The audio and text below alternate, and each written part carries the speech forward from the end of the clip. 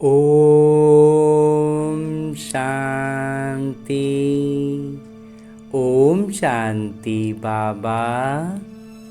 आज मैं आत्मा अपने परम पिता परमात्मा के चैतन्य उपस्थिति में इस अमूल्य अलौकिक मुरली का अध्ययन करने जा रहा हूँ, जिसके लिए लौकिक तौर पर दो बातों का ध्यान रखना है।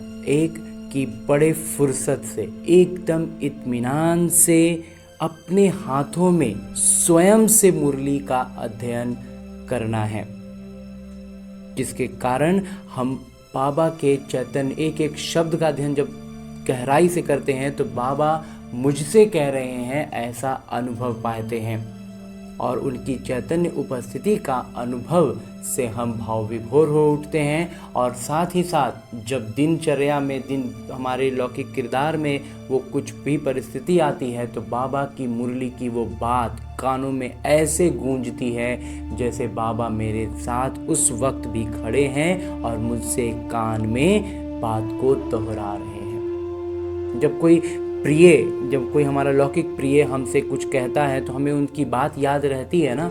बिल्कुल ऐसे ही परमात्मा की बातें हमें हमारे किरदार निभाते समय, हमारे जब विकर्म सामने आते हैं एक परिस्थिति बनकर, उस समय हमें याद रह जाते हैं। तो बस इसी अवस्था, ये चीज़ हमें लगातार हमारी उन्नति करती है। इसके लिए हमें फुर्सत से अपने हाथों में मुरली को लेना है।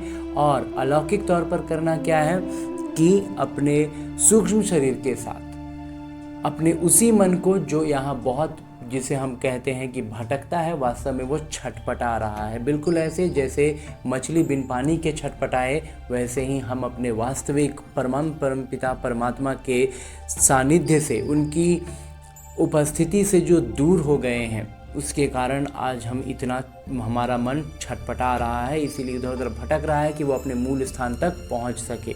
तो बस उसे अभी फ़िलहाल सूक्ष्म शरीर को, अपने उसी मन को लेकर के पहुंच जाते हैं मधुबन की धरा पर, और उसमें भी खास तौर पर पांडव भवन के उन चार धामों में हम अपने दिल की बात कहने के लिए बाबा की कुटिया में जा सकते हैं। बाबा से लाड प्यार पाने के लिए बाबा के कमरे में जाकर बिना कुछ कहे, बिना कुछ सुने, बस सिर्फ बाबा और मैं, बाबा मुझसे प्यार कर रहे हैं, मैं बाबा के गोद में अपना सर रखे हुए हूँ और बाबा मुझसे दुलार रहे हैं, मेरे सर पर हाथ फिरा रहे हैं, ये अनुभव पा सकते हैं। और जब खुशियों का समय कुछ अनुभव प्राप्त करें, कुछ अलौकिक सफलता प्राप्त करें, तो बाबा के संग झूले में बैठकर झूला झूल सकते हैं। और जब हम बिंदु रूप में स्थित होने की अभ्यास करनी हो तो पहुंच जाएं बाबा के उस शांति स्तंभ के पास, जहाँ बाबा अव्यक्त स्मृति के लिए उस स्तंभ है, वो स्थान है। तो वहाँ सूक्ष्म शरीर के साथ पहुँच जाना है। अभी फ़िलहाल हम चलते हैं हिस्ट्री हॉल में, जहाँ साकार तन का आधार लेते हुए मेरे बाबा ने ये मुरली चलाई थी।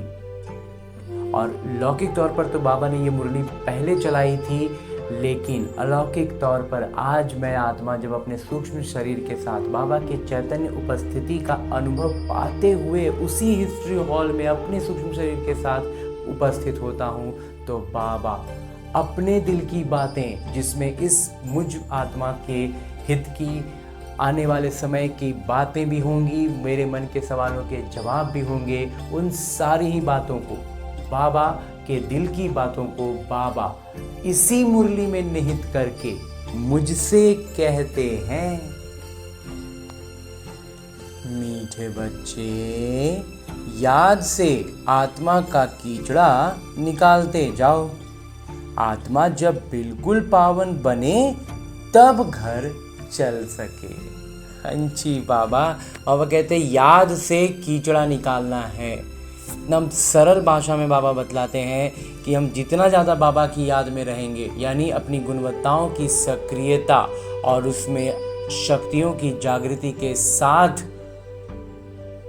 सक्रिय रहेंगे, एक्टिव रहेंगे, तो विकारी संस्कार हटते जाएंगे, कीचड़ा निकलता जाएगा, विकर्म विनाश होते जाएंगे। हर एक विकर्म परिस्थिति बनकर ही सामने आता है, और जब वो सामने आए तो उस पर हमारी जो अनादि संस्कार हमारे हैं, परमात्मा का जो दिया हुआ दिव्य संस्कार है, शक्तियां हैं, उसकी जागृति के साथ जब हम प्रतिक्रिया देंगे तो विकर्म वहीं विनाश हो जाएगा, कीचड़ा खत्म हो जाएगा, हम पूरी तरह से पावन बनते चले जाएंगे। जैसे जैसे हिसाब किताब चुकता होते जाएगा, हम कर्मातीत अवस्था के करीब पहुंचते जाएंगे, पावन बनते जाएंगे, और जब पूरा पावन बन जाएंगे तब ही घर चल सकेंगे। हाँ जी बाबा।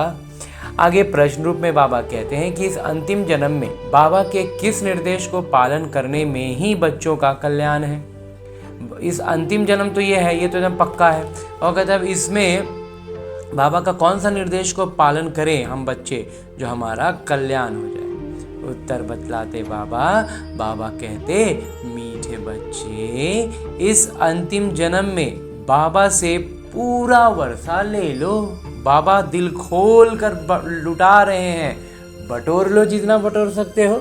बुद्धि को बाहर में भटकाओ मत, विष को छोड़ अमृत पियो। बाबा कहते हैं अब बाहरी दुनिया को, लौकिक दुनिया को देखो ही मत ना, वो पूरा विष है, जहर है, उसको छोड़ के बाबा जो अमृत पिला रहे हैं उसको ज़्यादा से ज़्यादा पी लो ना।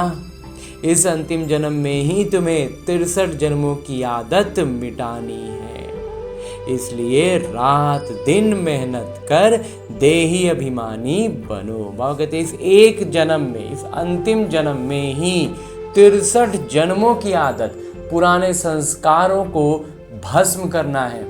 इसलिए बाबा मेथड भी उतना ही जबरदस्त देते हैं। मतलब होता है ना, बाबा कहते हैं जादू की जादूगरी, अभी 2-4 दिन पहले बाबा ने कहा था जादूगरी है, बस वही जादूगरी हमें सीख जानी है, और फिर तो जादू से सारे विकर्मों को, 63 जन्मों के इस संस्कारों को जो रावण के प्रभाव में विकसित हुए, मजबूत हो गए हैं, उन सब संस्कारों को एकदम से हटा ही देना है। और इसीलिए मेहनत तो दिन रात करनी पड़े ना, आत्माभिमानी स्थिति में रहने की कर रहे हैं बाबा, दिन रात मेहनत में लगे हुए हैं बाबा।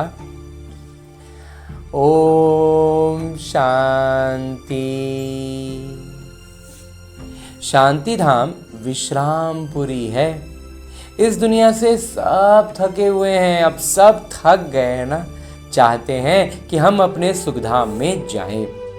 ये दुनिया अच्छी नहीं लगती, स्वर्ग को देखते हैं तो नर्क से दिल कैसे लगे। बाबा कहते हैं एक बार बाबा ने स्वर्ग के बारे में इतना बातें बतला दी हैं, इतना ज्ञान हमें स्पष्ट कर दिया है कि अब ये नर्क अच्छा लग कैसे सकता है, लगेगा ही नहीं। ये दुनिया बिल्कुल अच्छी, एक तो दुखी होते थे तो अच्छी नहीं लगती थी, और अब तो स्वर्ग का एक तरह से कहें तो झलक, जो ट्रेलर देख लिया है। तो फिर साक्षात्कार नहीं किया है इस ब्रह्मा कुमार ने, लेकिन बाबा के ज्ञान में जो मुरली में एक एक बात बाबा बतलाते हैं, उन सबको जोड़ करके एक होता है औसतन, एक लगभग में समझ में आता है कि क्या होगा, कैसा होगा स्वर्ग। तो उससे उसको उसका झलक अनुमान कर रहे हैं, समझ रहे हैं। तो उसके बाद ये नर्क तो बिल्कुल नर्क ही लगता है, दिल लगेगा नहीं, अच्छा लगेगा ही नहीं। कहते हैं बाबा जल्दी करिए, इस दुख धाम से ले चलिए। बाबा अब जल्दी करिए, अब इस दुख धाम से हमको ले चलिए। बाबा भी समझाते हैं ये तो छीछी दुनिया है, इनका नाम ही है डेविल वर्ल्ड, यानी नर्क, राक्षसों की दुनिया है ये कोई अच्छा अक्षर है क्या? राक्षसों की दुनिया अच्छा बात थोड़ी है। कहाँ डीटी वर्ल्ड, दैवी राज्य, और कहाँ राक्षसों का राज्य। इस डेविल वर्ल्ड में सब तंग हो गए हैं, तो शैतानों और राक्षसों के बीच तो देवकुल की आत्माएं तो तंग हो ही जाएंगी ना, परंतु वापस कोई जा नहीं सकते। वहाँ कहते कितना भी तंग हो जाओ, बाबा का ज्ञान ले लो, अपने आप को इस दुख धाम से अलग संगम युग पर ले आओ, वो अलग चीज़ है, लेकिन वापस तो कोई अभी जा नहीं सकते। तमो प्रधानता की खाद पड़ी हुई है, वो खाद आत्मा से निकले उसके लिए पुरुषार्थ कर रहे हैं। वो कहते हैं ये तमो प्रधानता का खाद जो पड़ा हुआ है ना, इसको निकालने के लिए पुरुषार्थ कर रहे हैं। और जो नहीं पुरुषार्थ से निकाल पाएंगे तो फिर सजाओं की श्रेणी में जाएंगे, वहाँ सजाएं खाएंगे और सब निकल जाएगा। और कहते हैं जो अच्छे पुरुषार्थी हैं उनकी अवस्था पिछाड़ी में अच्छी हो जाएगी, ये पुरानी दुनिया खल्लास हो जाएगी। अब तो बाकी थोड़े रोज हैं, अब बहुत थोड़ा समय बचा है बाबा, हम भी समझ रहे हैं। तब सिर्फ अपने विकर्म को विनाश करने के अलावा दूसरा कोई काम अब हमारे पास नहीं है। जब तक बाबा आकर वापस न ले जाएं तब तक कोई वापस जा नहीं सकते। दुनिया में दुख है ना, तो दुनिया में तो दुख है, तो लेकिन उससे कोई सोचे कि हम अलग से हट जाएं, बाहर निकल जाएं, इससे क्विट कर जाएं, तो ऑप्शन है ही नहीं। दुनिया में दुख है, घर में भी कोई ना कोई दुख रहता ही, और हर घर में कोई ना कोई दुख है ही। कोई भी ये कह ही नहीं सकता कि मैं दुख से अछूता हूँ। हाँ, हम ब्राह्मण बच्चे बाबा के ज्ञान से अपने आप को इस दुख की लहरों से अब ऊपर उठा लिए हैं। तुम बच्चों की दिल में है, बाबा अब हमें दुख से छुड़ाने आए हैं। जो अच्छे निश्चय बुद्धि हैं वो बाबा की याद को कभी भूलते नहीं। बाबा कहते हैं जो निश्चय बुद्धि बच्चे हो जाएंगे ना, वो याद बाबा की कभी नहीं भूलेंगे। उनको कहाँ ही जाता है सर्व के दुख हरता। वो जो बाबा की याद से नहीं निकलेंगे तो उनका चाल चलन, चेहरा, नैन चैन सब बाबा की गुणवत्ताओं को झलकाएगा। बाबा की झलक उनसे आएगी तो वो दुख हरता ही बन जाएंगे ना, सुख करता हो जाएंगे। बच्चे ही पहचानते हैं, अगर सब पहचान लें तो फिर इतने सब मनुष्य कहाँ आकर बैठे। वह कहते हैं जो बाबा के बच्चे हैं, जो दैवी कुल की आत्माएं हैं, वही पहचान पाती।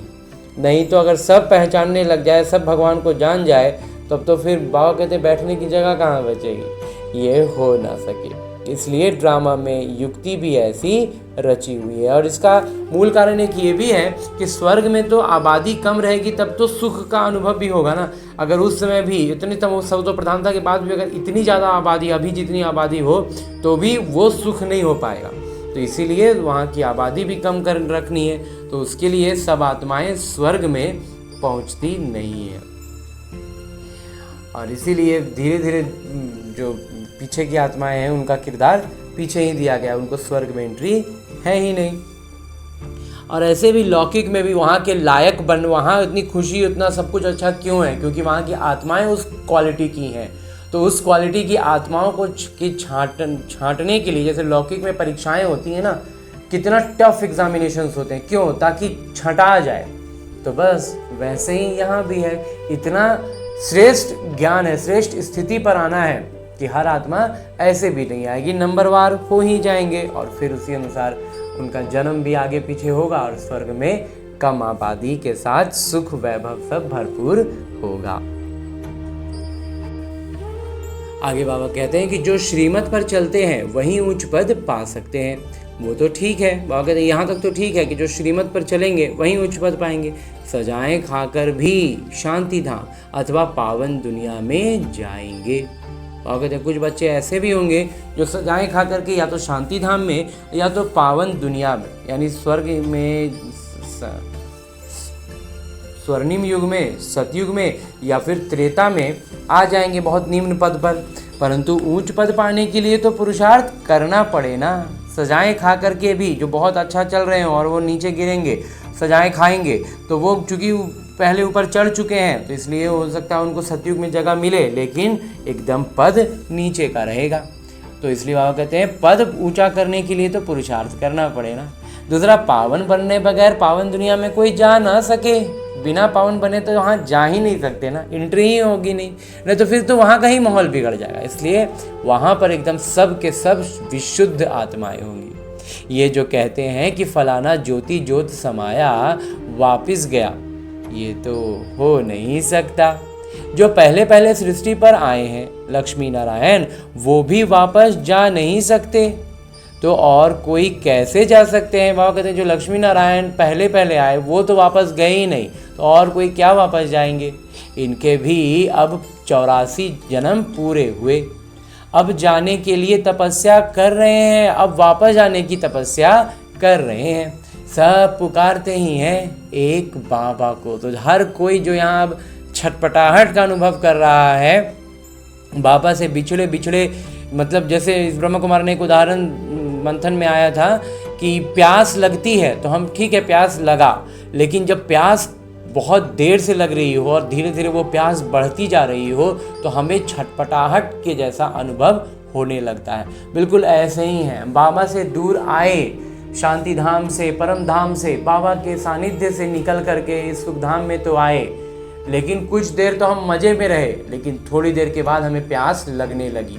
तब से हम पानी की तलाश करने लगे और करते करते करते अब एकदम छटपटाहट की स्थिति में आ गए हैं। वही है अभी का ये हमारा अंतिम जन्म। तो अब क्या है, अब हमें नदी दिख गई है, एकदम शुद्ध पावन जल की नदी दिख गई है। उससे प्यास बुझाने के लिए हमें वहाँ उस नदी तक पहुँचना है और प्यास बुझानी है। तो पहुँचने का अर्थ है अपना पुरुषार्थ करना, दिव्यता के गुणों को सक्रिय करना, तभी तो उस नदी तक पहुँच सकेंगे ना, और हमारी प्यास बुझ जाएगी। तो बाबा कहते हैं इसलिए अभी जो भी आत्माएं उतनी समय से आए हुए हैं वो सब अभी तपस्या कर रहे हैं, सब पुकारते ही हैं एक बाबा को, तो अपने उस पिता को याद कर रहे हैं जिनकी प्यास हम आत्माओं को एकदम से अब छटपटा रही है। ओ गॉड फादर, ओ लिबरेटर, ओ गॉड फादर है दुख हरता सुख करता। तो जिनको गॉड फादर कहते हैं, परम पिता कहते हैं, वो दुख हरता है, जिनको मुक्तिदाता कहते हैं वो सुख करता है।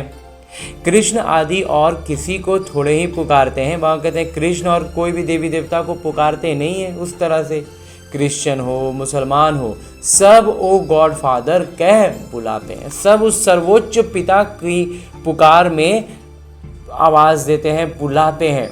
वास्तव में आत्मा में वो कशिश, वो प्यास उस पानी की ही है। जैसे लौकिक में शरीर को पानी की प्यास हो, फिर उसको कुछ भी देते रहो, वो चीज़, वो तड़प खत्म नहीं होगी। वैसे ही परमपिता परमात्मा के से जो दूरी का हमारा प्यास है ना, उनके करीब जा कर के ही, उनके सानिध्य में आकर के ही वो प्यास बुझेगी। तो इसलिए आत्मा पुकारती है, फिर चाहे यहाँ किरदार कोई भी आत्मा का निभा रहा हो, कोई भी धर्म का निभा रहा हो, पुकारता उसी गॉड फादर को है। आत्मा बुलाती है अपने पिता को। तो आत्मा पूरी तरह से भूल गया है कि मैं आत्मा हूँ और मेरे पिता परमात्मा है, ये बात भूल गया, लेकिन वो प्यास तो वहीं रहेगी ना। पानी का नाम भूल गए, पानी का क्या कैसा होता है, किसी को जैसे हमें बताना है कि हमको वो चाहिए जो ऐसे होता है, उसका टूटा फूटा डिस्क्रिप्शन देंगे, लेकिन एग्जैक्टली पानी क्या होता है, कैसा होता है, हम नहीं बता पा रहे हैं। लेकिन प्यास तो मुझे उस पानी की ही है ना, जब पानी मिलेगा तभी मेरी प्यास बुझेगी। बस वैसे ही है मेरे बाबा की मुझ आत्मा को प्यास। पिता कहते तब हैं जब समझते हैं हम आत्मा है। बाबा कहते हैं ये पिता शब्द भी हम तभी कह पाते हैं ना जब खुद को आत्मा समझते हैं, तब हमारी बुद्धि में आता है कि हम आत्मा हैं। तो इस आत्मा के पिता मेरे बाबा परम पिता परमात्मा गॉड फादर हैं। आत्मा भी कोई चीज़ है ना, आत्मा कोई बड़ी चीज़ नहीं है, लौकिक तौर पर वो कोई बड़ा चीज़ नहीं है, लेकिन महत्वपूर्ण है।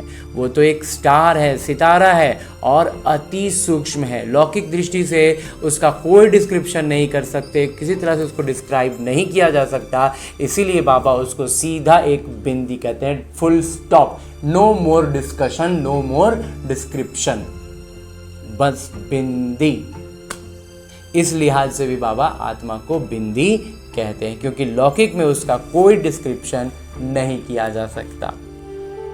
जैसे बाबा है वैसे ही आत्मा का स्वरूप है।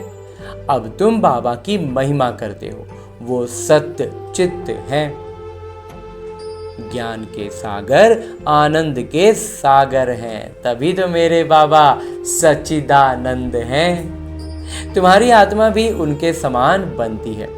तुम्हारी बुद्धि में अब सारे सृष्टि के आदि मध्य अंत का ज्ञान आ गया है, और कोई मनुष्य मात्र में ये ज्ञान नहीं है। वह कहते हैं और किसी में ये ज्ञान है ही नहीं ना, बाबा के अलावा किसी के पास था नहीं। बाबा आए तो हम बच्चों ने, जिन्होंने बाबा को पहचाना, वही इस ज्ञान को समझ पाए, नहीं तो कैसे समझेंगे।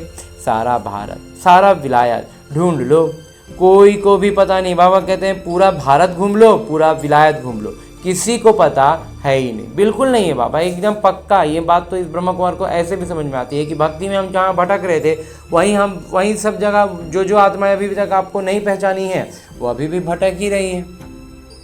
बाबा कहते हैं आत्मा 84 जन्मों का किरदार निभाती है। 84 लाख तो असंभव है। 84 लाख जन्मों का तो कोई वर्णन ही ना कर सके।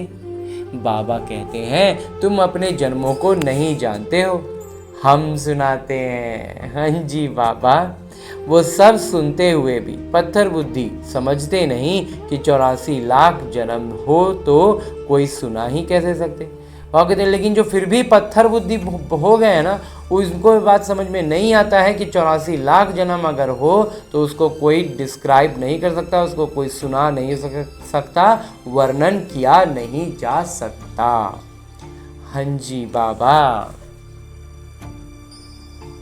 अभी तुम जानते हो हम ब्राह्मण हैं, हमने 84 जन्म लिए हैं। ब्रह्मा ने भी 84 जन्म लिए हैं, विष्णु ने भी 84 जन्म लिए हैं, तो है तो वही आत्मा ना। तो दो नाम है, दो समय के दो किरदार हैं, ब्रह्मा तो विष्णु, विष्णु तो ब्रह्मा। लक्ष्मी नारायण ही 84 जन्म ले फिर ब्रह्मा सरस्वती बनते हैं। ये भी समझने की बात है ना। ये तो बहुत महीन स्तर पर, सूक्ष्म स्तर पर जब बुद्धि में महीनता आती है, सूक्ष्म बातों की स्पष्टता आने लगती है, तब हम शुरुआती स्तर पर तब हमें ये बात समझ में आ जाती है। बाबा कहते हैं हर 5000 वर्ष बाद आकर समझाता हूँ। 5000 वर्ष का चक्र है। अभी तुमने वर्णों का राज भी समझा है, हम सो का अर्थ भी समझा है। हम आत्मा सो देवता बनते हैं, फिर हम सो क्षत्रिय, हम सो वैश्य और शूद्र बनते हैं। हम ही जो हैं वो देवता बनते हैं, फिर क्षत्रिय, फिर वैश्य और हम ही फिर शूद्र बनते हैं। इतने जन्म लेते हैं, फिर हम सो ब्राह्मण बनते हैं। ब्राह्मणों का ये एक जन्म है, ये है ही तुम्हारा हीरे जैसा जन्म। बिल्कुल बाबा, हीरे जैसा ही यह हमारा जन्म है बाबा। ये संगम युग का जन्म तो देवताई जन्म से भी बहुत श्रेष्ठ है बाबा। बाबा कहते हैं ये तुम्हारा उत्तम शरीर है, इससे तुम स्वर्ग का वर्षा पा सकते हो। बाबा कहते हैं कि ये जो अभी तुम्हारा शरीर है, जो किरदार निभा रहे हो जिस शरीर से, आखिर उसी शरीर में रहते हुए इतना पुरुषार्थ करना है कि तुम स्वर्ग का वर्षा पालो।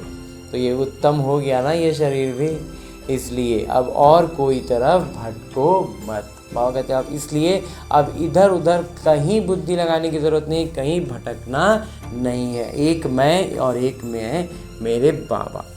तीसरा बाबा कहते हैं कोई नहीं।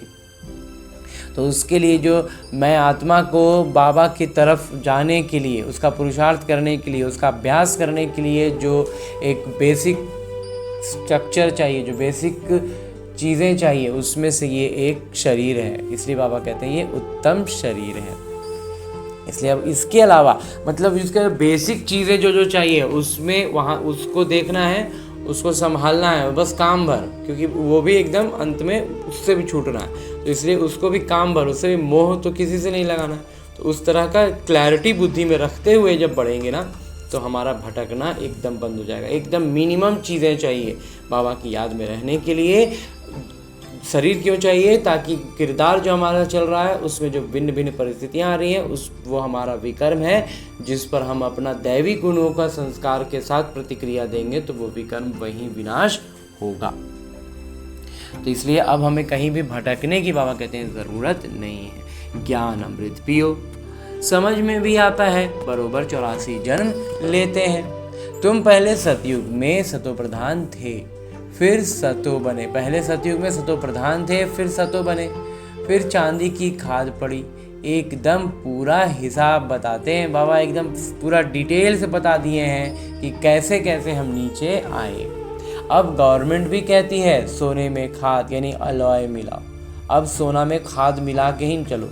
अभी तो लेटेस्ट में चल रहा है ना, पेट्रोल में भी इथेनॉल मिला के बेचो। तो कहने का मतलब है कि अब मिलावट का समय ही है, तमो प्रधानता ही है। और कहते हैं 14 कैरेट सोना पहनो, सोने में खाद डालना, ये भारतवासी अपशगुन समझते हैं। अभी क्या है, अब तो मतलब एक तरह से उसको कैरेट का गिनती बता करके उसको मतलब 14 कैरेट का सोना बोलते हैं उसको पहनो। तो बाबा कह रहे हैं, वो भी अभी कभी वर्तमान में भी ये अनाउंसमेंट आया ना अभी वर्तमान में भी हमें ये सुनने में आया ना कि सोना नहीं खरीदना, सोना नहीं रखना। तो वही बाबा कह रहे हैं तो गवर्नमेंट क्या कह रही है, 14 कैरेट का सोना पहनो, जबकि भारतवासी सोना में कुछ भी मिलाना, खाद डालना अपशगुन समझते हैं, अच्छा नहीं होता है। तो इसीलिए तो अभी अच्छा नहीं होगा ना, अब पूरा विनाश हो जाएगा। शादी कराते हैं तो एकदम सच्चा सोना पहनते हैं, तो शादी विवाह में एकदम प्योर सोना पहना जाता था, क्योंकि वो बहुत पवित्र समझते थे उस चीज़ को। तो और सचमुच में पहले पवित्रता रहती भी थी ना। तो सब तरह से हर चीज़ एक दूसरे से लिंक्ड है, तो एक चीज़ बिगड़ती है। सबसे इस ब्रह्मा कुमार को उलझन थी, वो पूरा स्पष्ट हो गया कि वास्तव में आत्मा की क्वालिटी गिरती है। उसका परिणाम ये आता है कि हर चीज़ क्रम में, जब जैसे कॉइल होता है ना, देखने में मोटा मोटी सर्कल शेप का होता है, लेकिन हर जो उसका मूल सेंटर है, वहाँ सेंटर के पास वो पहुँचता है तो वो नीचे उसमें मूव मतलब डिग्री में देखें तो जरा सा ज़्यादा मुड़ जाता है। तो उसके कारण क्या होता है, अगला चक्र में जब वो घूम के वहाँ पहुँचता है तो वो कम में हो जाता है, वो उस सेम बिंदु पर नहीं आ पाता है। तो बस वैसे ही है, तो आत्मा की स्थिति लगातार घटते चली गई, इसलिए बाकी सारी स्थितियाँ, बाकी सारी चीज़ें धीरे धीरे कम होती चली गईं। बाबा कहते हैं सोने पर भी भारतवासियों का बहुत प्यार है, सोना से भी बहुत प्यार है भारतवासियों को। क्यों? और कहते हैं क्यों है भारतवासियों को सोना से प्यार? क्योंकि सोने की दुनिया में हम रहे हुए हैं, वो हमारा मतलब रोज़मर्रा का चीज़ था, हमारे लिए बिल्कुल कॉमन था। तो इसलिए हमारा उसके जैसे बाबा से हमारा जुड़ाव है ना, वैसे ही लौकिक भौतिक में सोना से हमारा लगाव रहा है। ऐसा इस ब्रह्मा कुमार को अपने बंधन से लगता है। बाकी बाबा कहते हैं कि भारत की तो बात मत पूछो, सतयुग में तो सोने के महल थे, सोने की ईंटें थीं, तो मतलब हर कुछ सोने का ही हुआ करता था। तो मतलब जैसे अभी हम आयुर्वेद को समझते हैं ना, जैसे ब्रह्मा कुमार ने अभी समझा, तो मालूम हुआ कि सोने के बर्तन में बना हुआ खाना, सोने के बर्तन में रखा हुआ पानी बहुत अच्छा होता है, उत्तम क्वालिटी का हो जाता है। तो वो चीज़, चूँकि अब वो चीज़ हम कल्पना भी नहीं कर सकते कि ऐसा कैसे सोना का बर्तन में खाना बनाना, उतना बड़ा सोना का कढ़ाई, सोना का कलश, ये सब तो हम कल्पना भी नहीं कर सकते, उतना सोना कहाँ से हमारे पास आएगा। लेकिन वो चीज़ें रही थी, सोने की दीवारें, सोने की ईंटें, हर कुछ सोना का हुआ करता था। तो इसीलिए वो कहते हैं जैसे यहाँ ईंटों की ढेर लगी रहती है, वहाँ सोने चांदी की ढेर रहती थी। तो इतना अमीरी और उतना कॉमन हमारे लिए वो चीज़ था, वो हमारे रोज़ के जीवन का हिस्सा था। इसीलिए आज भी आत्मा में उसके प्रति कहीं ना कहीं खिंचाव है। जैसे स्वर्ग के बाकी सुखों से हम अवगत हैं, हमने उस सुख को अनुभव किया है, तभी हमारी आत्मा अभी के इस दुख से विचलित होती है कि हाँ नहीं, हमको तो वो सुख चाहिए।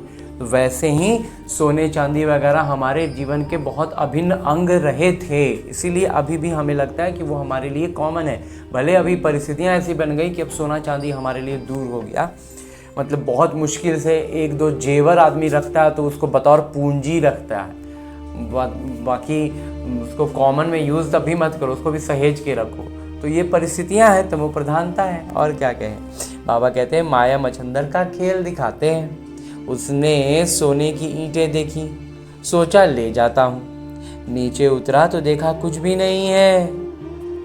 बाबा कहते हैं एक माया मच्छंदर का खेल होता है, उसमें उसको दूर से दिखाई देता है कि सोने की ईंटें पड़ी हैं, तो सोचा कि जल्दी से उठा लेते हैं। लेकिन जब उठाने के लिए पहुंचता है तो देखता है कि वहाँ कुछ भी नहीं है, कुछ ना कुछ बात लगती है। तो वहाँ कहते हैं ये जो अभी वर्तमान में हमारे साथ हो रहा है ना,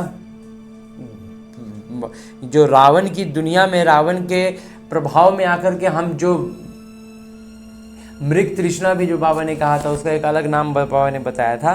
तो मृग तृष्णा में क्या, उसको दूर में दिखाई देगा कि पानी है, दौड़े दौड़े वहाँ पहुँचेंगे, जब तक वहाँ पर, तो वहाँ पर देखेंगे वहाँ तो पानी है ही नहीं। तो उसी को वही चीज़ समझ में आता है कि ऐसा ही कुछ गड़बड़ हमारे साथ हो रहा है, तभी उसी चीज़ को इस तरह का खेल में, माया मच्छिंदर का खेल में दिखलाते हैं। बाबा कहते हैं कुछ ना कुछ बात लगती है, अनुभव में कहीं ना कहीं आता है, लेकिन इतना ना धुंध पड़ गया, इतना धुंधला पड़ गया है हर बात कि स्पष्टता बाबा के बिना आ ही नहीं पाती। बच्चियां समझती हैं अभी हम फिर से स्वर्ग में जाते हैं, फिर अगर पति आदि तंग करते हैं तो बेचारी अंदर में रोती हैं। कहते हैं बहुत सी माताएं, बहुत सी बहनें ऐसी हैं जिनका विवाह होने के बाद उन्होंने बाबा का ज्ञान जाना, बाबा का परिचय मिला, तो फिर रोती हैं अंदर ही अंदर। इस ब्रह्मा कुमार को ये पूरा पक्का लगता है कि ये कर्मों का हिसाब किताब होने के कारण ऐसा होता है, और दूसरा उनके अभ्यास के लिए वैसी परिस्थितियां आती हैं कि वो अधिक से अधिक अपने विकर्म विनाश कर सके। जिसका जैसा, जिस आत्मा का जैसा किरदार रहा, जो जिस सब्जेक्ट में जितना कमज़ोर रहा, उसका उसी सब्जेक्ट में उसको अभ्यास ज़्यादा करना पड़ेगा ना। जो बच्चा मैथ में कमज़ोर है उसको मैथ पर ज़्यादा ध्यान देना होगा, जो हिस्ट्री में कमज़ोर है उसको हिस्ट्री पर ज़्यादा ध्यान देना होगा। वैसे ही है, तो जिसका जीवन में किरदार में जो बातें ज़्यादा कठिन परिस्थिति के रूप में आ रही हैं, उसका मतलब है कि वो सब्जेक्ट में वो कमज़ोर रहा है। तो अभी उस पर बाबा के ज्ञान के साथ उस पर जब अपनी प्रतिक्रियाएं देते जाएंगे ना, तो वो सब्जेक्ट में भी हमारी कमज़ोरी दूर हो जाएगी, हम बहुत अच्छे से पास विद ऑनर हो जाएंगे। तो बाबा कहते हैं कब हम सुखधाम में जाएंगे? तो जब रोती हैं वैसी आत्माएं, मतलब लौकिक में परेशान होती हैं, बाबा के मुरली में नहीं जा पाई, या कुछ भी इस तरह का हर तरह की परिस्थितियां आती हैं, विकारों के लिए आती हैं, हर तरह की परिस्थितियां, तो मन में रोना आता है और कहती हैं बाबा हम सुखधाम में जाएंगे, बाबा अब जल्दी करिए। तो मन में आता है कि हम सुखधाम में जाएंगे कि नहीं, तो उसके लिए क्या है, हमें अपने सिर्फ पुरुषार्थ पर ध्यान देना है और कहीं बुद्धि उलझानी नहीं है। लेकिन ये है कि जब तड़प होती है तो लगता है कि बाबा अब जल्दी करिए। बाबा कहते हैं बच्चे जल्दी कैसे करूं, पहले तुम योग बल से अपना कीचड़ा तो निकालो।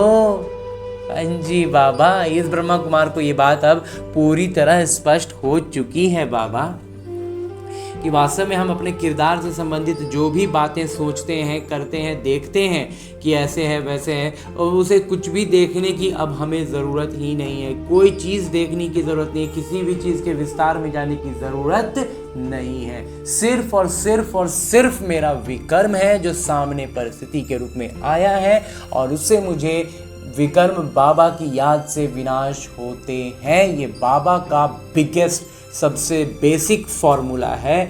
तो इस फॉर्मूला को अप्लाई करना है, और बाबा की याद का अर्थ है कि उनकी गुणवत्ताएं, उनकी शक्तियों की जागृति का होना, और उस जागृति के साथ जब हम उसी परिस्थिति पर प्रतिक्रिया देंगे गुणवत्ताओं सहित, तो वो वही विनाश होगा। ये इस ब्रह्मा कुमार का निरंतर अनुभव में आ रहा है। तो इसीलिए ये काम करेगा, ज़बरदस्त तरीके से काम करेगा। इसलिए बाबा कहते हैं कि मुझे जल्दी करिए बाबा, जल्दी करिए बाबा, नहीं करो, तुम अपना पहले योग बल से कीचड़ा तो निकालो, योग की यात्रा पर रहो।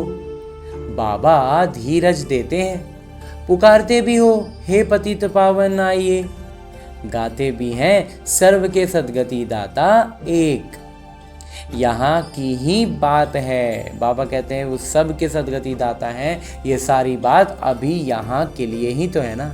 अकासुर बकासुर ये सब बातें इस संगम समय की हैं। जितना विकार, जितना राक्षस, जितना दैत्यों का नाम हमने भक्ति में सुना था ना, वो सब अभी ही हैं हमारे जीवन में, हमारे परिस्थितियों में जो आ रहे हैं ना, वो वही सब हैं।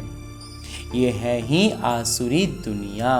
तो हर एक दैत्य के लिए एक अलग देवी, एक अलग वो का होता था ना, तो बस वही है, वही सारे गुण जिसकी जीवन में जो परीक्षा के रूप में जो दैत्य सामने आ रहा है, बस उसको उसी दिव्य शक्तियों के साथ विनाश करते जाना है। बाबा कहते हैं ये समय ही संगम का है, ये है ही आसुरी दुनिया। तो जरा सा संगम से हम ओझल होंगे ना, तो हम इस आसुरी दुनिया में फंस जाएंगे।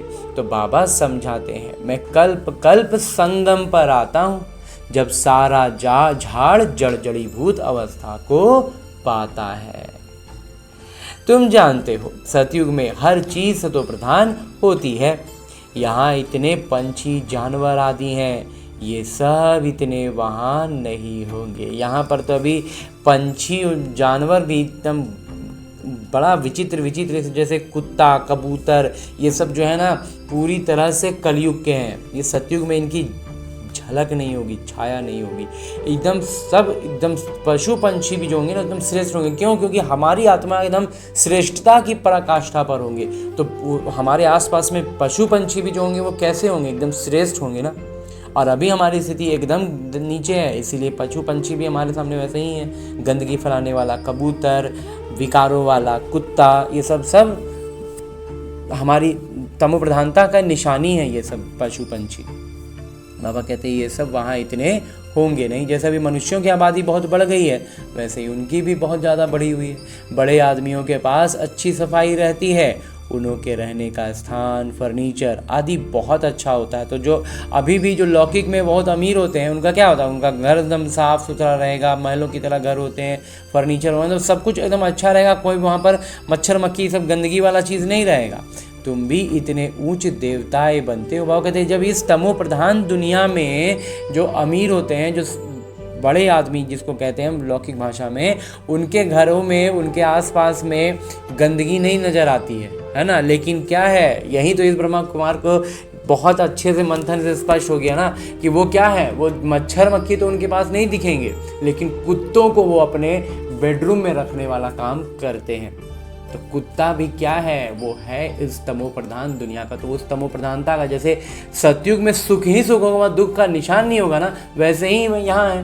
वो कहने को तो वो इतना सब कुछ कर लिए, लेकिन विकारी पशु तो उनके पास रहता ही है ना। वो उसकी तमो प्रधानता का निशानी है कि कुत्ते को पास में रखा हुआ है। तो ऐसा ही कुछ कुछ होता है। और ये सब बातें एकदम अब बुद्धि में स्पष्ट हैं इस ब्रह्मा कुमार को। बाबा कहते हैं वहाँ, लेकिन वहाँ जब हम देवता बनेंगे, तो बाबा कहते हैं जब लौकिक दुनिया में जब इतना साफ सफाई रहता है, सब चीज़ रहता है, तो फिर वहाँ हम जो देवता बनेंगे और स्वर्ग दुनिया भी पूरा स्वर्ग होगा, तो वहाँ तो कितना अच्छा होगा। वहाँ ऐसी कोई छीछी चीज़ रह ना सके, कोई वस्तु भी वहाँ पर कोई तमो प्रधान नहीं होगा। वहाँ पर वस्तुएं भी, फर्नीचर वगैरह भी बहुत टॉप क्लास का होगा। बाकी पशु पंछी तो खैर आत्मिक झलक ही है, तो वो तो अच्छे श्रेष्ठ होने ही हैं। यहाँ तो मच्छर आदि अनेक प्रकार की बीमारियाँ, कितनी गंदगी रहती है, और कहते कितना मच्छर, कितना बीमारी, बहुत कुछ रहता है ना। वहाँ ये सब कुछ भी नहीं होगा। गाँवों में इतना गंदगी नहीं रहता है, गांव वगैरह में इतना गंदगी नहीं रहता है। क्योंकि वहाँ पॉपुलेशन थोड़ा कम है, और गंदगी फैलाने के लिए जो विकारी चीज़ों का इस्तेमाल होता है वो भी ज़रा कम है गाँव में। वहीं कहते हैं बाबा बड़े बड़े शहरों में बहुत गंदगी रहती है, क्योंकि बहुत मनुष्य, एक तो आबादी ज़्यादा होती है और ऐसी चीज़ों का, विकारी चीज़ों का इस्तेमाल भी ज़्यादा करते हैं, तो इसीलिए भी गंदगी बढ़ती है ना। दोनों ही बातें होती हैं, एक तो स्थान नहीं होता, ऊपर से घटिया चीज़ इस्तेमाल करेंगे तो कचरा ज़्यादा निकलेगा ना, और अच्छा चीज़ इस्तेमाल करेंगे तो कचरा कम निकलेगा, नहीं निकलेगा। तो इसलिए भी गंदगी की कमी होती है, थोड़ी कम होती है। और अब तो खैर ऐसा तमो प्रधानता का दौर है कि अब शहर और गांव सब एक रंग में रंगते जा रहे हैं, सब विकार में डूब रहे हैं। और उसमें सबसे बड़ा विकार में डुबाने का माध्यम बन रहा है इंटरनेट। पूरा गंदगी का, कीचड़ों का भंडार है, उसमें सब सनाबोर हुए जा रहे हैं। बाबा कहते हैं क्योंकि रहने की जगह नहीं है, गंदगी बहुत है, रहने की जगह नहीं है। तुम सारे विश्व के मालिक बनते हो, और हम जब पूरा सतो प्रधान अवस्था में आ रहे हैं तो पूरा विश्व का मालिक बनते हैं। मनुष्य गाते हैं घट ही में ब्रह्मा, घट ही में विष्णु, घट ही में 9 लाख तारे। कोई कहावत होगी जो इस ब्रह्मा कुमार को मालूम नहीं है कि घट ही में ब्रह्मा, घट ही में विष्णु और घट ही में 9 लाख तारे।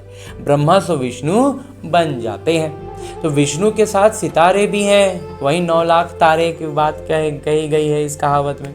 सतयुग में ये देवताएं बनते हैं तो इतना थोड़े ही होते हैं, वृक्ष पहले छोटा होता है फिर वृद्धि को पाते हैं। तो बाबा कहते हैं जब सतयुग में देवताएं आएंगे तो इतना गिनती थोड़ी रहेगा, पहले तो शुरुआत में छोटा सा रहेगा ना बगीचा, तो कितना एकदम सुव्यवस्थित होता है सब चीज़ अच्छा से। धीरे धीरे मेंटेनेंस नहीं होगा तो कैसे झाड़ झंकार पूरा भर के पूरा ख़राब हो जाता है। वहीं अभी हो गया है, तो बाबा जब सैंपल लगाएंगे, जब कलम लगा रहे हैं, तो वो क्या होगा, एकदम उस समय तो पूरा एकदम फ्रेश रहेगा ना। सतयुग में तो बहुत थोड़े होंगे, मीठी नदियों के ऊपर रहते होंगे। तो बाबा कहते हैं एक तो सब कुछ बहुत अच्छा होगा, नदियों के किनारे हम बसेंगे, जो यमुना के कंठे पे बाबा कहते हैं राजधानी होगी। तो यहाँ नदियों से बहुत कनाल्स निकलते हैं।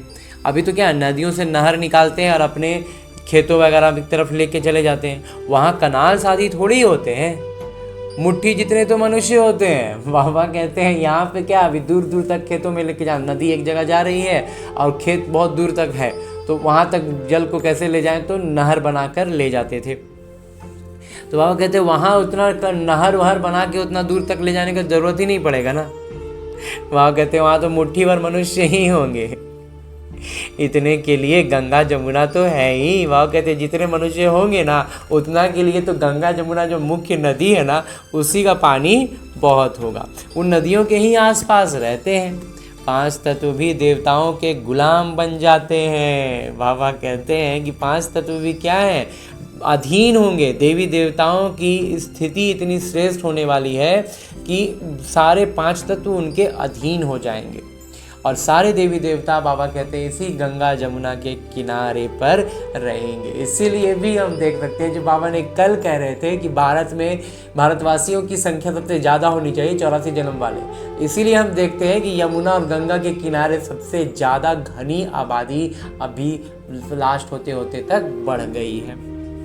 भले उसमें सब देवी कुल की आत्माएं नहीं है, सब थोड़ी हो सकती हैं, लेकिन आबादी चूँकि मतलब शुरू से वहाँ पर ज़्यादा लोग रहे हैं तो वो वहाँ की संख्या तो बढ़ेगी ना, इसलिए बढ़ गई है।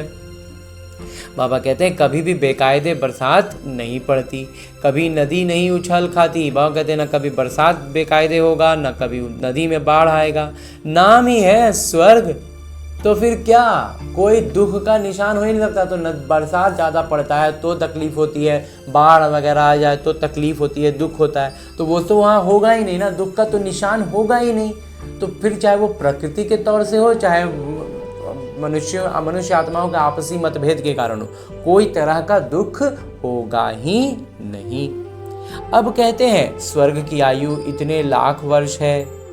अच्छा भला वहाँ कौन सा राज्य करते थे, कौन राज्य करते थे, ये तो बताओ। कितने गपोड़े लगाते रहते हैं। बाबा कहते हैं स्वर्ग की आयु लाखों वर्ष भी बताते हैं, जैसे कलयुग को बताते हैं वैसे सतयुग का भी बताते हैं। तो बाबा बताओ तो फिर वहाँ राज्य कौन करते हैं, ये तो बता दो।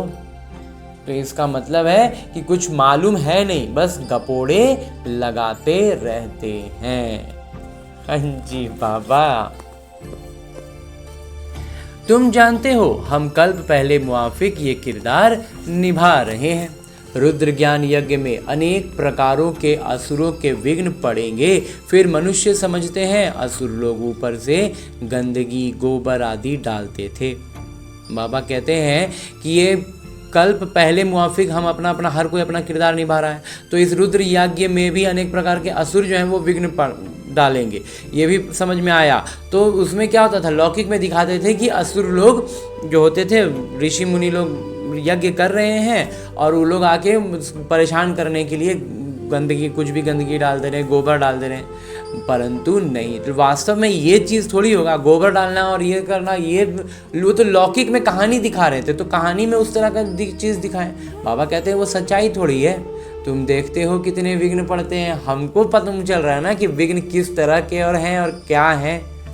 हर तरह का मतलब एक तरह से कहें तो आध्यात्मिक दृष्टिकोण में हमें सफल होना है, आत्मिक स्थिति में आना है, तो उसमें आने के लिए विघ्न भी उसी तरह के होते हैं। जो भौतिक रहेंगे भी तो उसका मतलब कारण अलौकिक ही रहेगा। अलौकिक स्तर पर ही हम डिस्टर्ब होते हैं, अलौकिक स्तर पर ही हमें युद्ध करना पड़ रहा है, अलौकिक स्तर पर ही सब कुछ हो रहा है। तो वास्तव में वो लौकिक तौर पर कोई गोबर डाल दे रहा है, गंदगी डाल रहा है, यज्ञ वो जो लौकिक में एक अगर हवन कुंड है और उसमें यज्ञ हो रहा है, वो वाला यज्ञ भी नहीं है। तो ये सारी चीज़ें हमें समझनी है। बाबा कहते हैं अबलाओं पर अत्याचार होते हैं तब तो पाप का घड़ा भरेगा। बाबा कहते हैं आखिर ये जो विघ्न डालने वाले भी आत्माएं हैं, इनका भी पापों का घड़ा तब भरेगा ना जब थोड़ा मतलब अति पर जाएंगे, अबलाओं को परेशान करेंगे तो वो सबसे क्या होगा, पाप बहुत तेज़ी से उनका बढ़ेगा। बाबा कहते हैं थोड़ा सहन करना पड़ेगा। तो थोड़ा सा हमको सहन करना है, लेकिन इतना समझना है कि अब ये अंतिम समय है और हर चीज़ को बस अपने विकर्म के दृष्टिकोण से देखेंगे ना तो बहुत सहज अनुभव करेंगे। क्योंकि विकर्म तो मेरी बाबा की याद से भस्म होते ही हैं। बाबा गारंटी करते हैं, इस ब्रह्मा कुमार का अनुभव में है, तो ये होना ही है। तो हर एक परिस्थिति, हर एक बात जो लगता है कि सहन करना पड़ रहा है, इनकन्वीनियंट है हमारे लिए, हमें उसके कारण तकलीफ हो रही है, तो उस चीज़ को अपना विकर्म समझना है और उस विकर्म पर जो हमारी प्रतिक्रिया अंदर से आ रही है, हम जो रिएक्ट कर रहे हैं उस सिचुएशन पर, उस बात पर, उस वस्तु पर, उस व्यक्ति पर, उस सिचुएशन पर जो हमारा अंदर से रिएक्शन आ रहा है, उस रिएक्शन पर इतना हाई अलर्ट रखना है कि मुझे परमात्मा गुणों की शक्तियों की जागृति के साथ उस पर प्रतिक्रिया देनी है, और बस वो वहीं के वहीं भस्म हो जाता है। इसलिए बाबा कहते हैं थोड़ा सहन करना पड़ेगा, लेकिन ये सहन करना एक्चुअली क्या है, मेरा प्रैक्टिस का एक पेपर है जिसके अंक भी जुड़ रहे हैं, ये भी एकदम क्लियर रखना है। तुम अपने पिता को और वर्षे को याद करते रहो, मार खाने समय भी बुद्धि में याद करो शिव बाबा। बाबा कहते हैं तुम बस अपना याद का में मगन रहो ना, कोई मार भी रहा है ना तो भी बाबा कहते हैं तुम अपनी बुद्धि में बाबा की याद में रहो, शिव बाबा की याद में रहो। तुमको तो बुद्धि में ज्ञान है, किसी को फांसी पर चढ़ाते हैं तो पादरी लोग कहते हैं गॉड फादर को याद करो। बाबा कहते हैं बुरी सी बुरी स्थिति आ रही है, कोई मार रहा है, बाबा कहते हैं वैसे में भी तुम अपना याद बाबा में रखो ना। तुम्हारी स्थिति इतनी स्ट्रेस होनी चाहिए कि अगर दो दृष्टिकोण हो गए अभी जो बाबा ने बताया उस हिसाब से, एक तो हो गया कि उसका पाप का घड़ा तभी भरेगा, हम दैवी गुणों से संपूर्ण है और वो हम पर हाथ उठा रहे हैं तो उनका पाप का घड़ा कितना तेजी से बढ़ेगा, एक वो हो गया। तो उस तरह से भी हमें मतलब क्लैरिटी आएगी, मतलब विनाश होगा, खत्म होगा कहानी। और एक तरह से देखें तो हमारा प्रैक्टिस कितना ज़बरदस्त हो जाएगा कि मतलब कैसी भी परिस्थिति, उतना निम्नतम परिस्थिति आ गई उसमें भी हम अपनी स्थिति को श्रेष्ठतम रखेंगे।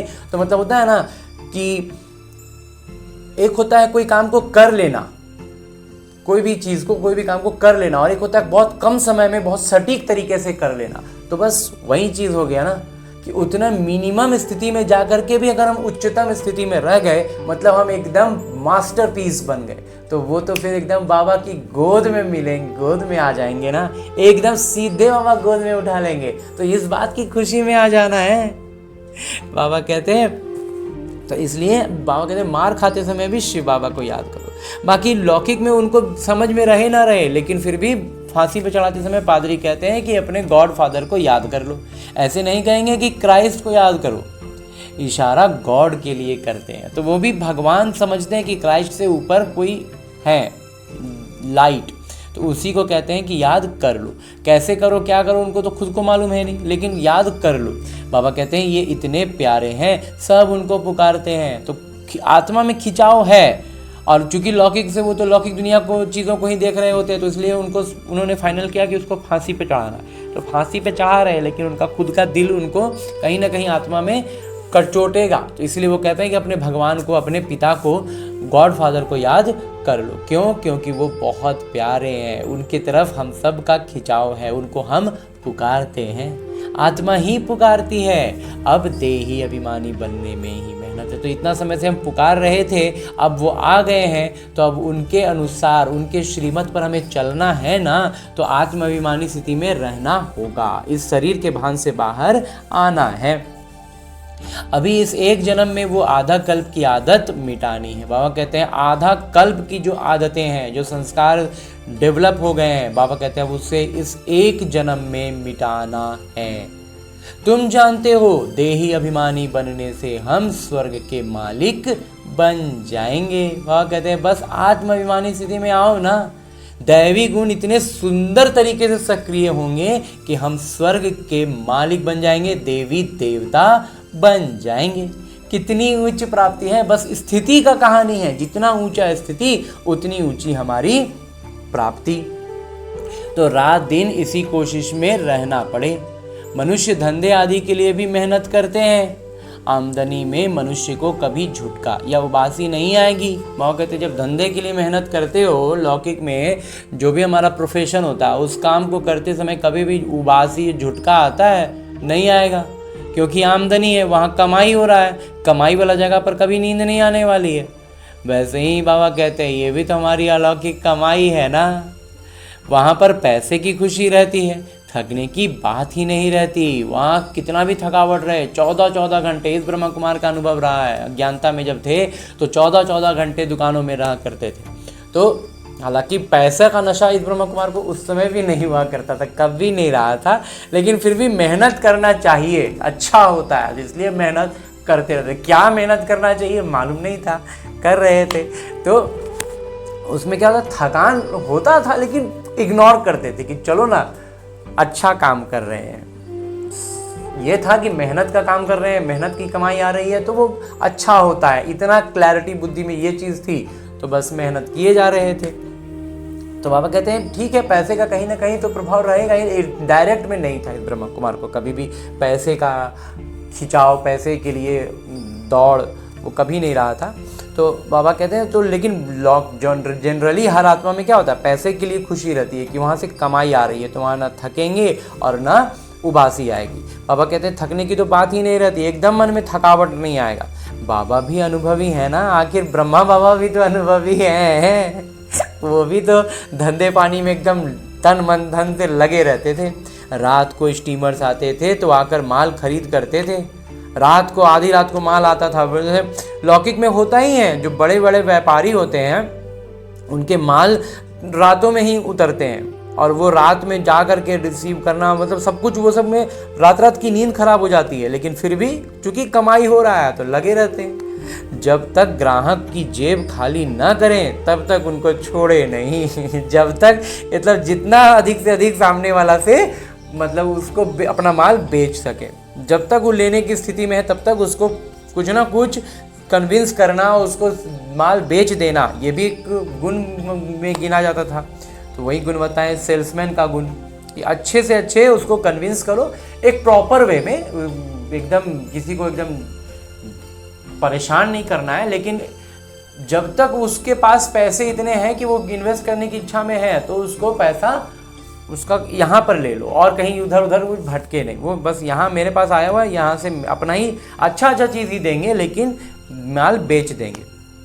बाबा ने कहा कि बाबा ने रथ भी पूरा अनुभवी लिया है, तो शिव बाबा कहते हैं आखिर रथ भी तो अनुभवी लिए ना, ब्रह्मा बाबा को जीवन, लौकिक जीवन का भी तो हर तरह का अनुभव था ना, तो उसी अनुभव के साथ बाबा हमें स्पष्टता देते हैं। तो उनकी जीवनी को भी पढ़ते हैं और मुरली में भी उनकी बातों को जब सुनते हैं तो हमें बहुत ज़्यादा स्पष्टता आती है कि अपने लौकिक जीवन में हमें कैसे परिवर्तन लाना है, कैसे हम भी उलझे हुए थे, अब हमें भी उससे ऊपर उठ जाना है ना। इसलिए तो बाबा ने पूरा अनुभवी रथ लिया है, इसने सब अनुभव किया है। गावड़े का छोरा भी था, 10 आने मन बेचता था। बाबा कहते हैं ये हर तरह का अनुभव है। वो गांव का एक जो एकदम साधारण बच्चा होता है ना, गांव का छोरा जो बोला जाता है, तो वो गांव के छोरे भी थे।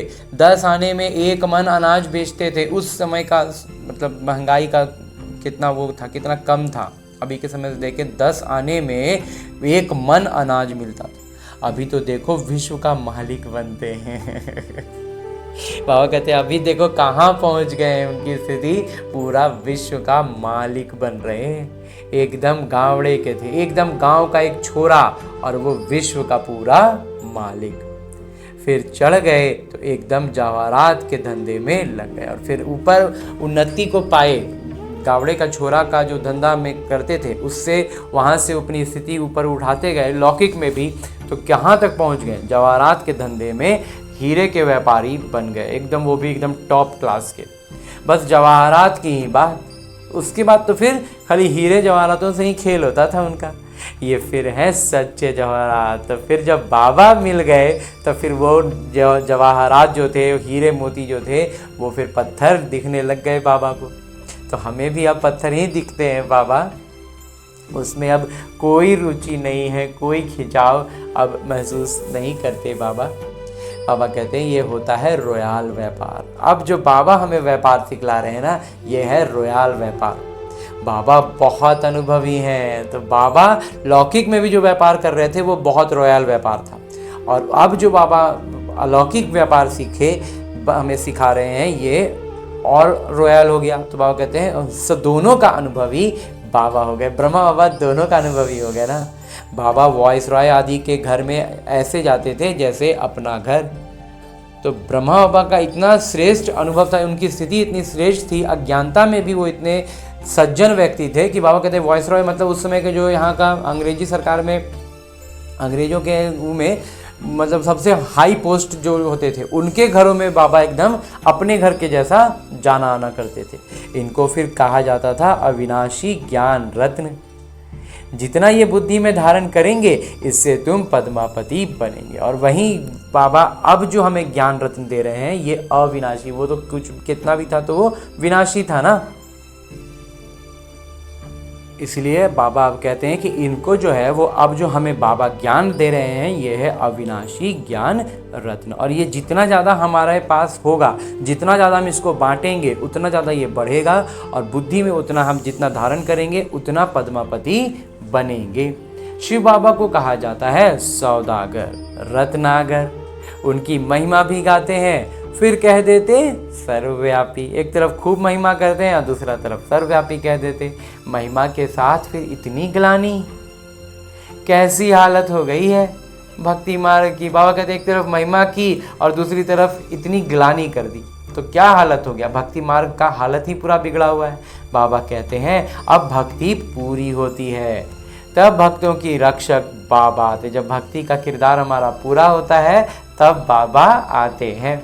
बहुत भक्ति कौन करते हैं ये भी सिद्ध हो जाता है। बाबा कहते हैं कौन कितना भक्ति करता है ना ये भी सिद्ध हो जाता है जब ज्ञान में आ जाते हैं। ज्ञान को जो समझ गए अच्छे से, मतलब उन्होंने भक्ति की थी। और कैसी भक्ति की थी ना, वो भी ज्ञान की स्पष्टता से भी इस ब्रह्मा कुमार को लगता है कि समझ में आ जाता है। जो अच्छे से जिनकी एकदम सच्ची श्रद्धा से भक्ति रहेगी ना, उनको ज्ञान में वो बहुत तीखे जाएंगे, बहुत अच्छे से बाबा के एकदम करीब पहुंच जाएंगे। भक्ति में भगवान के करीब पहुंचना था ना, तो वो करीब ज्ञान मिल गया, सही मार्ग मिल गया तो एकदम सटाक से जाके एकदम गोद में चढ़ जाएंगे ना।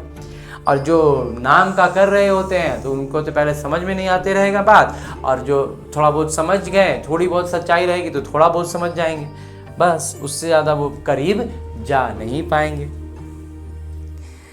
इसमें एक छोटा सा कहानी था ना कि जो पंडित की कहानी, तो एक तो है वो नदी में तैरने वाला, और एक होता था जो चोर को कह दिया कि जाओ वहाँ पर बंसी बजाते हुए मिलेंगे पेड़ के पास यमुना किनारे, उनसे जाकर पूरा ऊपर से नीचे सोना से भर लदे रहेंगे, उनसे लूट लेना, उनको उनसे चोरी कर लेना, मैंने लूट लेना उनको।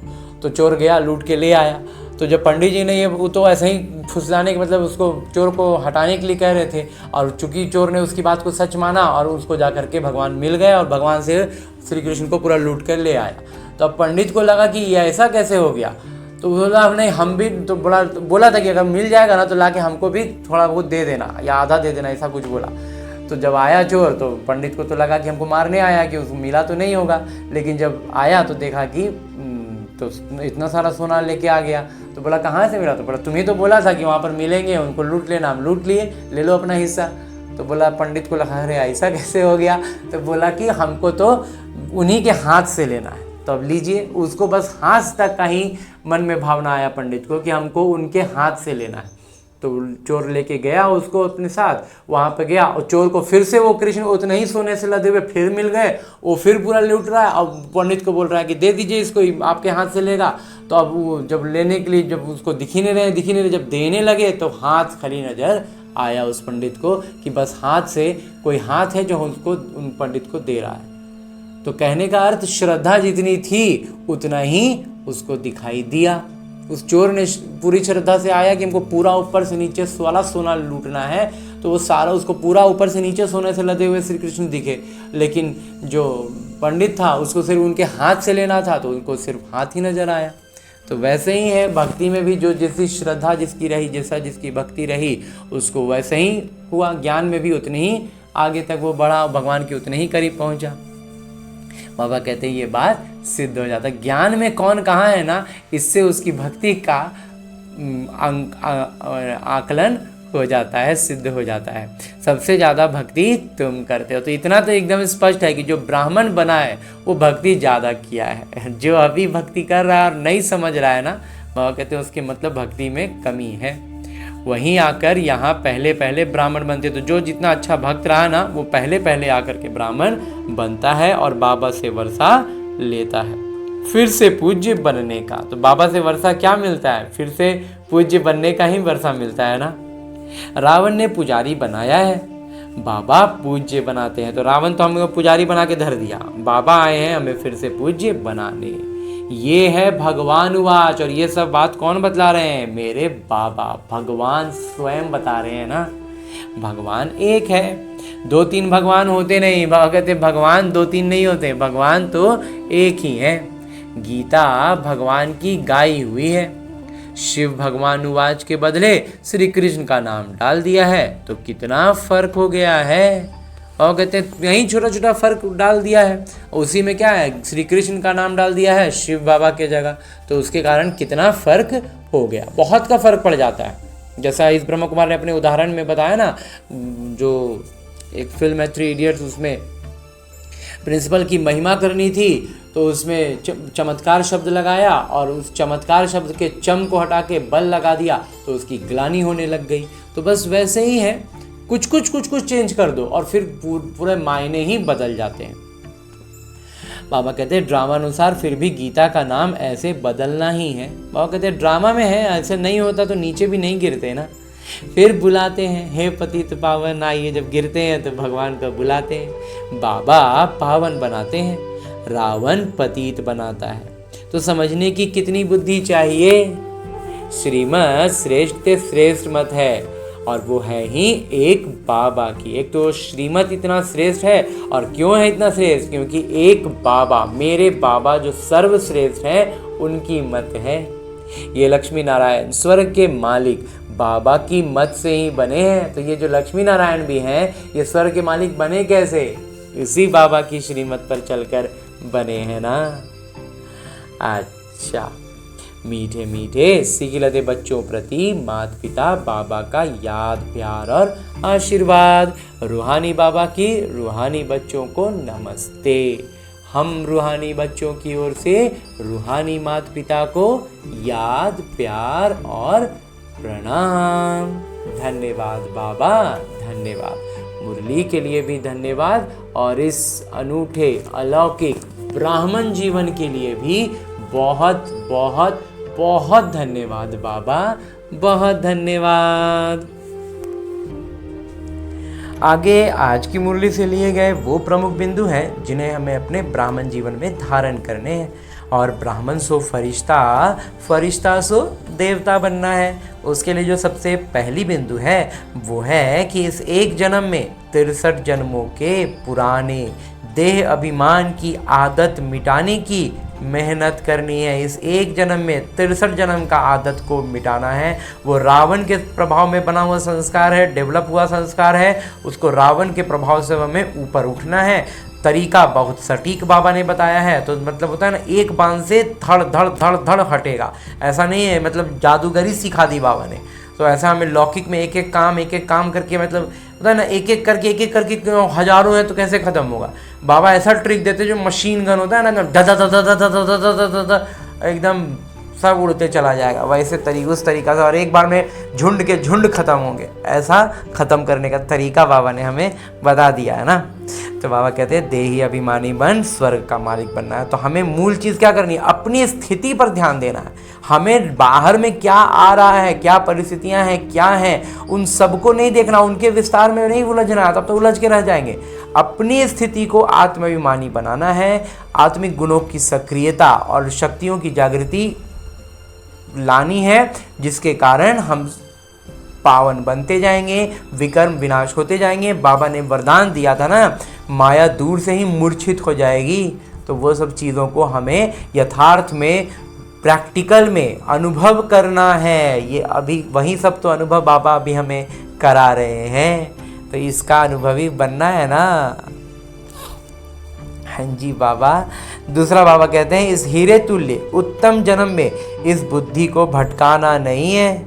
सतो प्रधान बनना है। बाबा कहते हैं ये हीरा तुल्य हमें जन्म मिला है। बाबा का जो अवतरण है उनको हमने पहचान लिया है। ये बहुत श्रेष्ठ गुणवत्ता है, बहुत श्रेष्ठ स्थिति है। तो इसके बाद अब हमारी बुद्धि को बाहरी दुनिया में, रावण की दुनिया में भटकाना नहीं है। रावण की दुनिया में जो ऐसे भी समझ सकते हैं, जो रावण की दुनिया में भटक रहे हैं वो कहाँ सुखी हैं, वो तो दुख में ही हैं। तो फिर हम क्यों सोच रहे हैं कि वहाँ हमको अभी भी सुख मिल जाएगा। पहले भी दुखी थे, अन्य लोग अभी भी दुखी हैं, तो हम क्यों उस दुख वाले चीज़ में घुसने जाएं। एकदम भटकाना बुद्धि नहीं है, पूरी तरह से सतो प्रधान बनना है। अत्याचारों को सहन कर बाबा से पूरा वर्षा लेना है। वो कहते हैं जो अत्याचार भी हो रहा है ना, अगर वैसा किरदार में हम हैं कि उसको बाहर नहीं आ सकते हैं, तो वो कहते हैं सहन करो ना। दो आयाम बताए ना, इस ब्रह्मा कुमार के मंथन से आया था, 2 प्रकार से वो चीज़ खत्म हो जाएगी। इसलिए बाबा कहते हैं हमें अब सिर्फ अपनी स्थिति पर और बाबा की याद पर, स्थिति का श्रेष्ठ होना बाबा की याद में होने का ही सबूत है। बाबा की याद में रहेंगे तो स्थिति इतनी श्रेष्ठ हो जाएगी, हमारी स्थिति इतनी ऊंची हो जाएगी कि फिर हमें ये चीज़ अत्याचार नज़र ही नहीं आएगा। हमारे अभ्यास का प्रैक्टिस पेपर होगा तो जो होता है ना, जब हम मतलब ना फॉर्म में आ जाते हैं, जिसको कहते थे लौकिक भाषा में, फॉर्म में आ जाओ तो फिर धड़ फिर लगेगा कि और 2 सेट बना लेते हैं। 1 सेट पूरा क्वेश्चन पूरा बनाया, एकदम धड़ाधड़ बहुत अच्छे से बना, बहुत अच्छा परफॉर्मेंस गया, चलो 1 सेट और बनाते हैं। ऐसा लौकिक में जब हम परीक्षाएं की तैयारी करते थे तो ऐसा होता था ना, बस वैसे ही है। हाँ जी बाबा, तो इसको फिर हम लौकिक परिस्थितियों को सिर्फ प्रैक्टिस सेट के रूप में देखेंगे, जहाँ 1 सेट 2 सेट 4 सेट 10 सेट, जितना सेट बनाते जाओ, जितना प्रैक्टिस बढ़ाते जाओ, उतना हम निपुणता हमारी आने लगती है, एकदम फिनिशिंग आने लगता है हाथ में। और जब फिनिशिंग आने जाता है ना, तब तो फिर मज़ा आता है, निपुण हो जाते हैं। और आगे मेरे बाबा वरदान दे रहे हैं। वरदान देते हुए मेरे बाबा कहते हैं, साकार पिता समान अपने हर कर्म को यादगार बनाने वाले आधार मूर्त और उद्धार मूर्त भवा। बाबा कहते हैं कि साकार बाबा के समान अपना हर कर्म को हमें क्या करना है, यादगार बनाना है। हर कर्म हमारा यादगार बन जाए, ऐसा बाबा समान बनना है। और ऐसा अगर हम करते हैं तो हम आधार मूर्त भी होंगे और उद्धार मूर्त भी होंगे। उद्धार करने वाली आत्मा होंगे, निमित्त पूरी तरह से बाबा का कार्य में निमित्त बन पाएंगे, मददगार बन पाएंगे। विस्तार से बाबा कहते हैं, जैसे साकार बाबा ने अपना हर कर्म यादगार बनाया। आखिर अभी हम उनकी जीवनी को जो सुनते हैं, पढ़ते हैं, तब तो हम उनसे समझ पा रहे हैं, प्रेरणा ले पा रहे हैं, अपने जीवन में उसको कैसे इम्प्लीमेंट करना है उस चीज़ को जोड़ पा रहे हैं। तो वो क्या हो गया, आधार बना ना, और हमारा उद्धार हो रहा है। तो बाबा ऐसे ही कहते हैं, तो बाबा समान हमें भी वही काम करना है। बाबा कहते हैं जैसे साकार बाबा ने अपना हर कर्म यादगार बनाया, उनका यादगार में याद है, हम यादगार के रूप में हम उसको याद कर रहे हैं और हमारा उद्धार हो रहा है। तो बाबा कहते हैं ऐसे आप सभी का हर कर्म यादगार तब बनेगा जब स्वयं को आधार मूर्त और उद्धार मूर्त समझकर चलेंगे। तो हम भी जब खुद को आधार मूर्त समझेंगे, उद्धार मूर्त समझेंगे कि हमारे पीछे हमसे आत्माएं, तो उन ब्रह्मा बाबा तो आगे आगे चल गए और पीछे से हम जा रहे हैं, लेकिन हमारे साथ जो आत्माएं हैं ना, अब वो पीछे से आने वाला टाइम नहीं रहा। तो क्या होगा, देखते के साथ उन पर इफेक्ट पड़ता जाएगा और जो आत्माएं प्रत्यक्ष रूप से, कुछ आत्माएं अप्रत्यक्ष रूप से जुड़ती जाएंगी, संबंध संपर्क में आती जाएंगी और वो उनका भी उद्धार होता जाएगा। तो हमें इस बात का हमेशा ध्यान रखना है कि हम आधार मूर्त हैं, तभी हम उद्धार मूर्त हैं, तभी हम अपनी हर कर्म को यादगार बना सकेंगे, आधार बन सकेंगे। हाँ जी बाबा, जो अपने को विश्व परिवर्तन के आधार मूर्त समझते हैं, उनका हर कर्म ऊंचा होता है और वृत्ति दृष्टि में जब सर्व के कल्याण की भावना रहती है तो हर कर्म श्रेष्ठ हो जाता है। बाबा कहते हैं जो आत्मा अपने आप को विश्व परिवर्तन का आधार मूर्त समझेगा ना, उसका हर कर्म स्वाभाविक है कि ऊंचा होगा। ऊंची वृत्ति, ऊंची दृष्टि से जब सर्व की कल्याण की भावना रहेगी तो कर्म भी श्रेष्ठ ही हो जाएगा ना। वृत्ति ऊंची, दृष्टि ऊंची, सर्व कल्याण की भावना रहेगी तो कर्म तो श्रेष्ठ हो ही जाना है।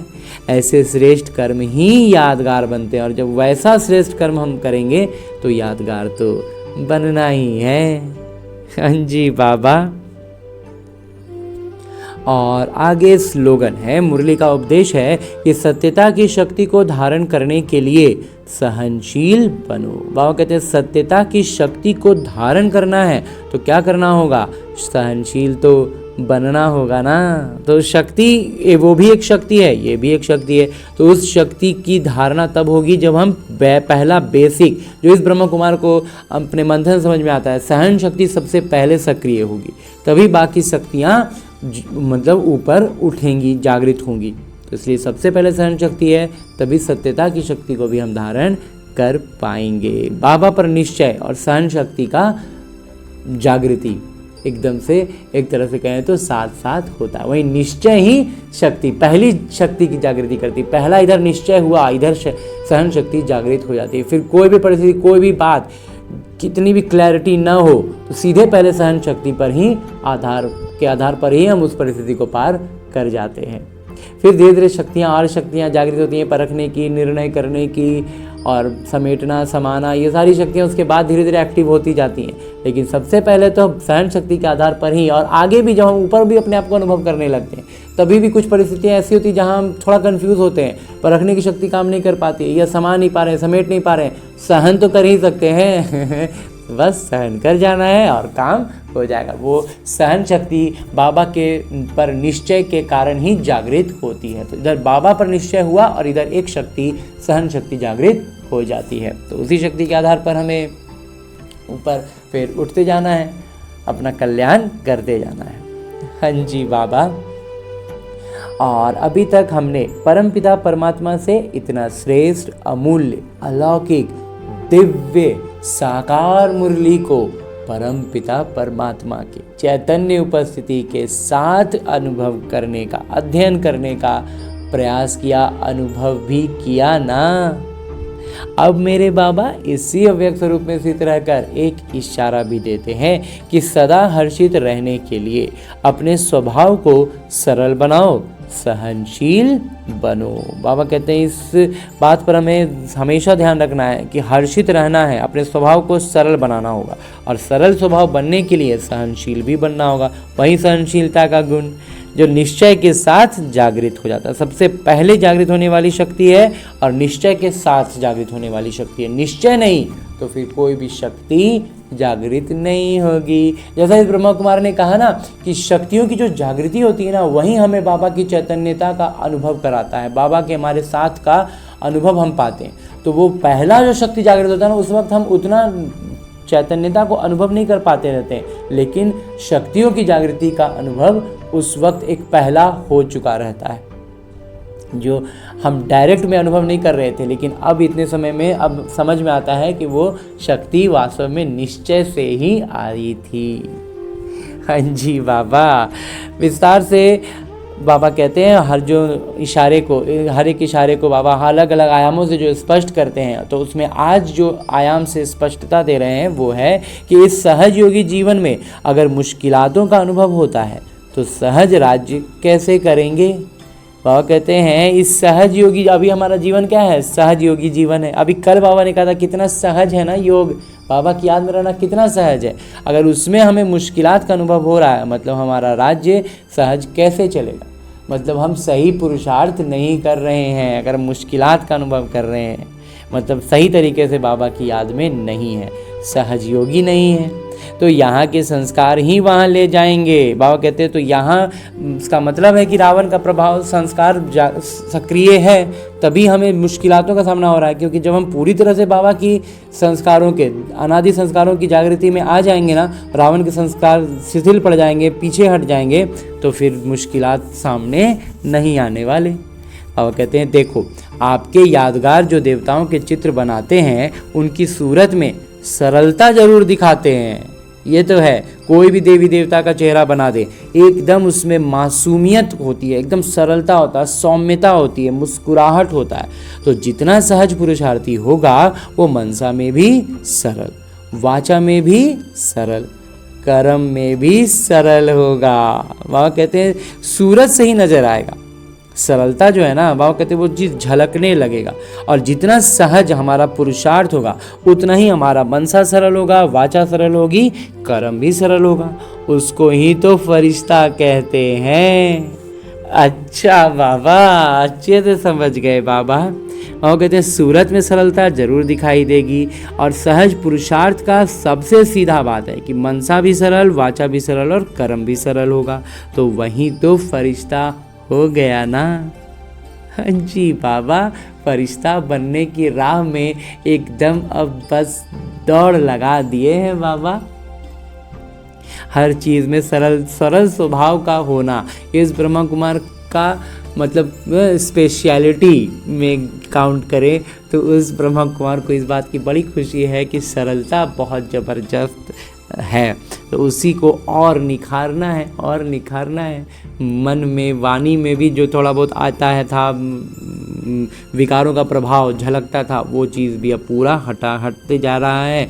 हटाते जाएंगे तो पूरा फरिश्ता स्वरूप में आ जाएंगे बाबा, आ रहे हैं बाबा। अच्छा, ओम शांति।